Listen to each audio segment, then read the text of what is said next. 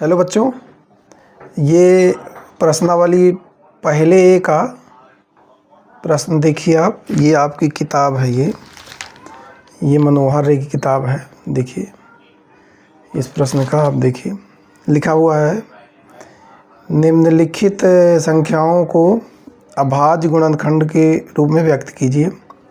पहला है 140। देखिए मैं इनको हल किया।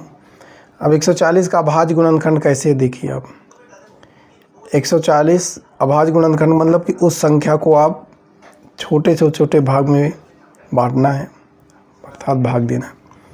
जैसे 2 को 140, 2 को 70, फिर 5 से काटा 35, 7 ये, फिर 140, 2 गुणित 2 गुणित 2, ये इसका भाई, ये उत्तर आ गया इसका, इस प्रश्न का ये उत्तर आ गया।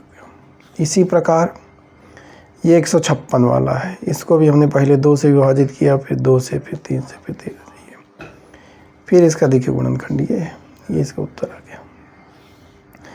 फिर उसके बाद है 38-25। 38-25 का ये देखिए हमने इसको ये किया है, तो ये है 3 गुणित 3 गुणित 5 गुणित 5 गुणित 17, ये है। फिर 5005 का है, ये देखिए ये इसका हल है। अब देखिए इस प्रश्न का उत्तर मैं ऐसे भी लिख सकता हूँ, इसको 3 की घात 2 गुणित 5 की घात 2 गुणित 17, ये भी लिख सकता हूँ, ये इसका उत्तर है। आप ये भी उत्तर सही है, गलत नहीं है, ये भी सही है। इसके बाद ये देखिए 5 से विभाजित किया, फिर 11 से, फिर 13 से, फिर 7 से। थोड़ा सा इसमें ध्यान ये देना है कि पहले हम 5 के बाद 7 से विभाजित कर सकते थे, लेकिन इसमें कोई ऐसा नहीं है, आपका संख्याएं आनी चाहिए, लिखते समय क्रम ध्यान देंगे। ये तो ये इसका भाज्य गुणनखंड है, इसका ये है। देखिए जब संख्याएं थोड़ा बड़ी होती हैं तो भाग देना थोड़ा सा कठिन होता है, ये आप देखिए। उसके बाद ये इसका उत्तर हो गया, इसका उत्तर ये है। अब देखिए प्रश्न संख्या 2, दूसरा प्रश्न देखिए आप यहाँ पे। दूसरा प्रश्न है पूर्णांकों के निम्नलिखित युग्मों के एचसीएफ और एलसीएम ज्ञात कीजिए तथा इसकी जांच कीजिए कि दो संख्याओं का गुणनफल इतना एचसीएफ गुणित एलसीएम। तो देखिए एक नियम होता है आपके पास, नियम ये होता है कि दो संख्याओं का गुणनफल बराबर होता है एचसीएफ गुणित एलसीएम। एचसीएफ मतलब होता है हाईएस्ट कॉमन फैक्टर, एलसीएम को होता है लीस्ट कॉमन मल्टीपल। तो ये है, जैसे पहला प्रश्न है 26 और 91, तो 26 और 91 का एचसीएफ आप निकाला, ये 13 आया, और 26 और 91 का एलसीएम निकाला, 182 निकाला।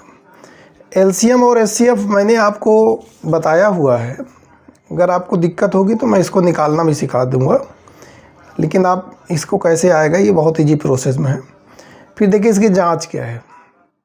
जांच ये है कि पहली संख्या गुणित दूसरी संख्या, दोनों संख्याओं को गुणा करेंगे तो एचसीएफ गुणित एलसीएम के बराबर आता है। जैसे 26 गुणित 91 बराबर 13 गुणित 182, ये इसके बराबर है। यही इसका जांच करना था, मतलब इन दोनों पहली संख्या दूसरी संख्या को गुणा और एलसीएम गुणित एचसीएफ, ये दोनों बराबर होंगे।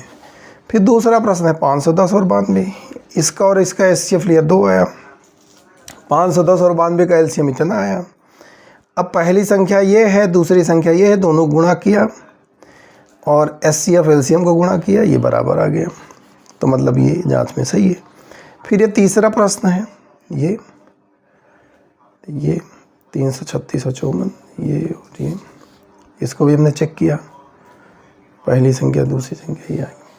तो इन प्रश्नों को आप देख लीजिए और इनका हल भी देख लीजिए, ये सारे महत्वपूर्ण प्रश्न हैं, तो इनको देख लीजिए। अगर आपको इसमें कहीं असुविधा हो रही है तो आप हमें बताइए, मैं उसका फिर से पुनः जो है उसको एक्सप्लेन करूँगा। धन्यवाद।